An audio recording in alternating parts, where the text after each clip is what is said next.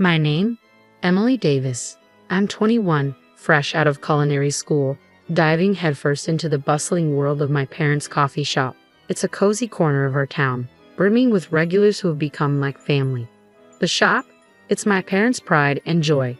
They've poured their hearts into it for years. Juggling work and studies wasn't easy, but it was rewarding. Every day was a whirlwind of coffee beans and pastry delights. Then, out of nowhere, Bob's call shattered the routine. Bob's voice crackled with urgency as he delivered the news.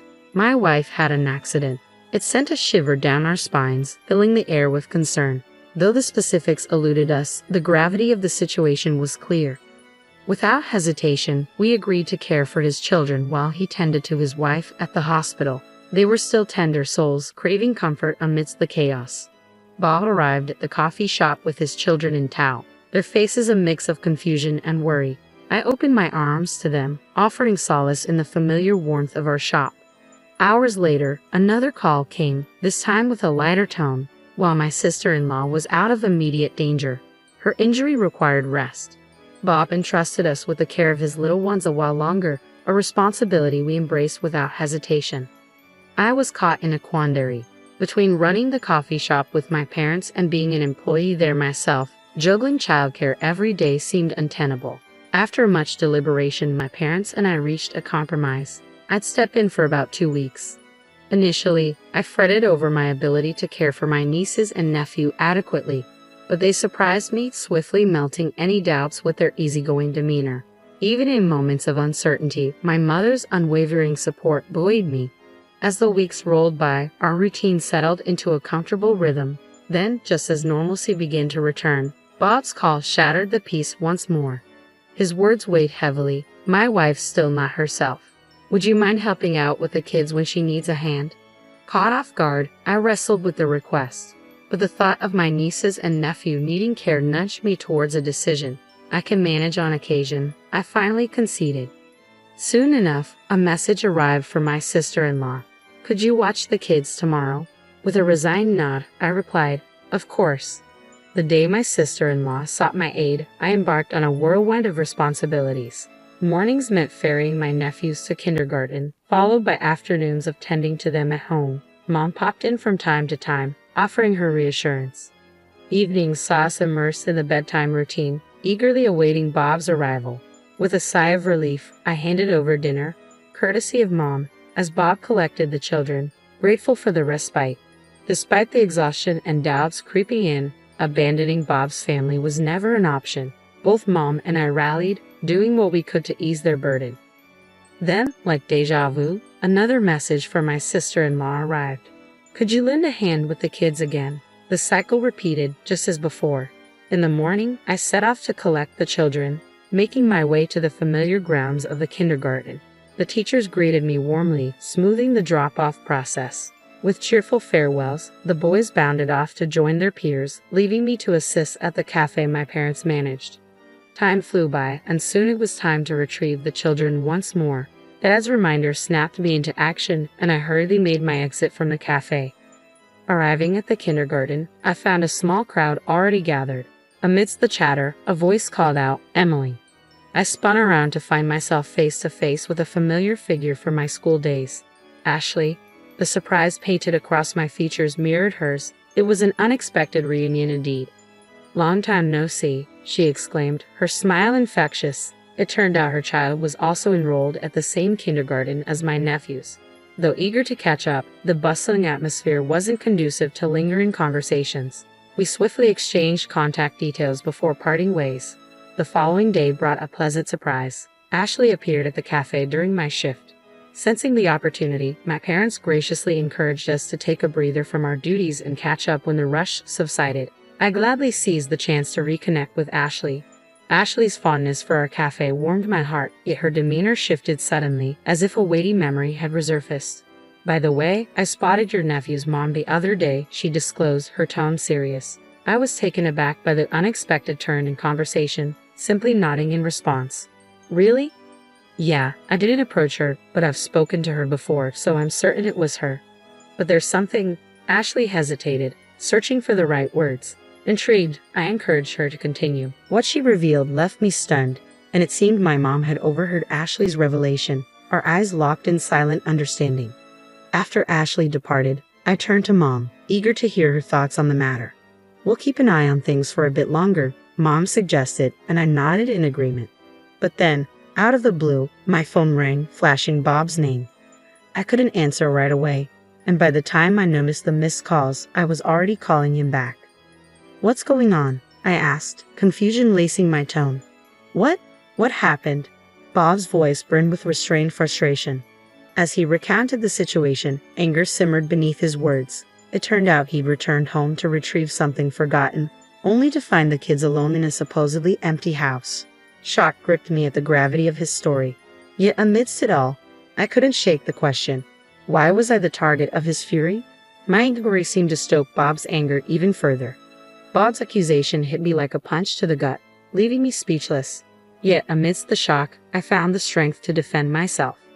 "I understand your frustration, but your wife must have misunderstood," I countered. "I did receive her message, but I explained that I couldn't manage today. With Mom falling ill unexpectedly, we're short-staffed at the cafe. I simply couldn't leave." There was a brief silence on Bob's end before he questioned, but my wife mentioned something else. "She claims that every time she asks for your help with the kids, you demand payment. Is this true?" My voice rose in frustration mid-conversation. "What? That's not true. I've never once demanded payment for looking after the kids. Mom can vouch for that. If you're unsure, why not ask her?" My retort hummed heavy in the air, leaving Bob speechless. Finally, he murmured, "So what's this about the money my wife mentioned?" "I honestly don't know. You should discuss it with her," I replied firmly. Bob's tone softened, wariness seeping through. "I'll do that," he conceded. Despite my reservations, I couldn't hold back any longer, not after hearing the ongoing conversation. I felt compelled to share what I'd learned from Ashley. Bob's response was heavy with exhaustion. "Let me mull it over," he sighed and ended the call. As the dust settled, concern for Bob nagged at me. I confided in Mom about our conversation, seeking solace in her presence. Days ticked by without a word from Bob, leaving us uneasy. Then, just when we thought the dust had settled, another message from Bob's wife arrived, requesting my help with the kids as usual. Initially, I hesitated. The recent revelations left a bitter taste in my mouth, making me question my willingness to continue helping. But Mom intervened. Mom advised me to reach out to Bob before responding to his wife, so I promptly forwarded the message to him. Within minutes, Bob's reply arrived. It was evident he had been grappling with his emotions, but my message seemed to provide some clarity.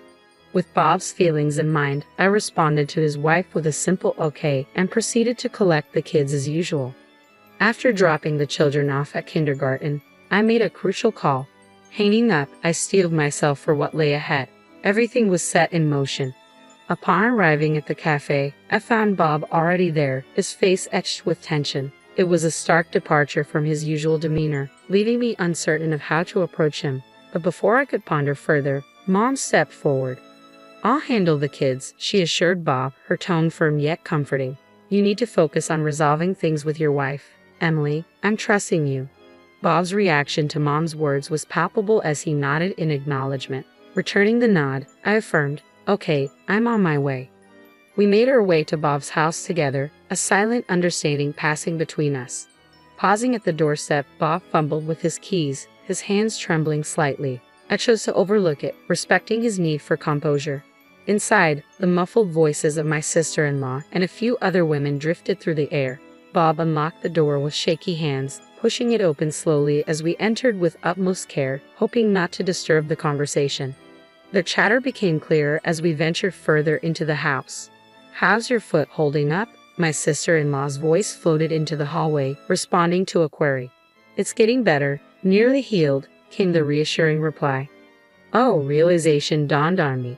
The odd sensation I'd been experiencing lately suddenly made sense. Briefly distracted, I quickly refocused, tuning back into my sister-in-law's conversation.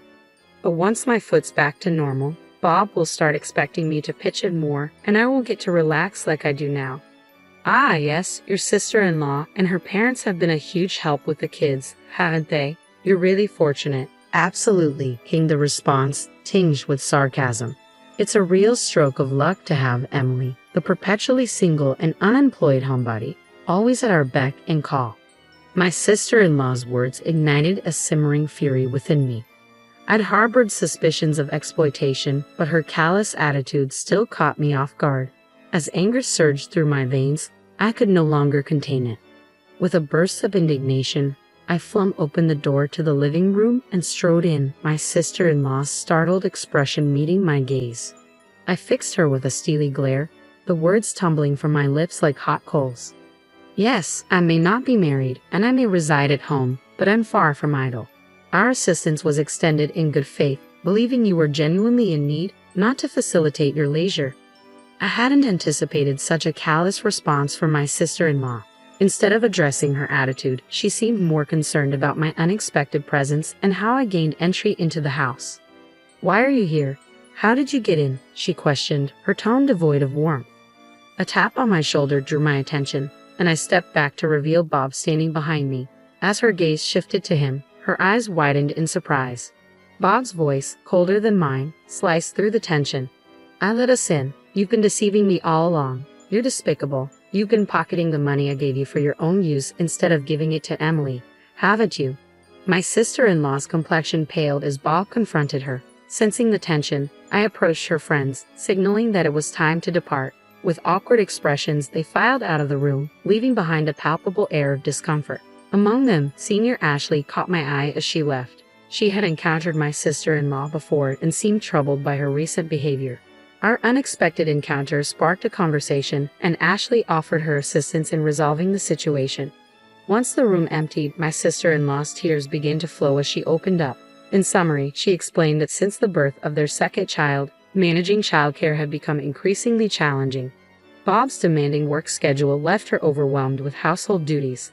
When her injury occurred, the support from my mother and me had been a lifeline, easing her burden. Gradually, she found herself relying on our assistance. Regarding the money provided by Bob, she confessed that since her marriage, she had lacked personal finances. The temptation to use the funds for personal expenses became irresistible due to this financial strain. My sister-in-law's explanations didn't quite ring true for me. Sensing my skepticism, Bob suggested we call it a day. Taking his cue, I bid farewell and left their home. Arriving back home, I found my mother waiting anxiously. It appeared my dad was looking after my nephews, affording me the opportunity to confide in my mother about everything.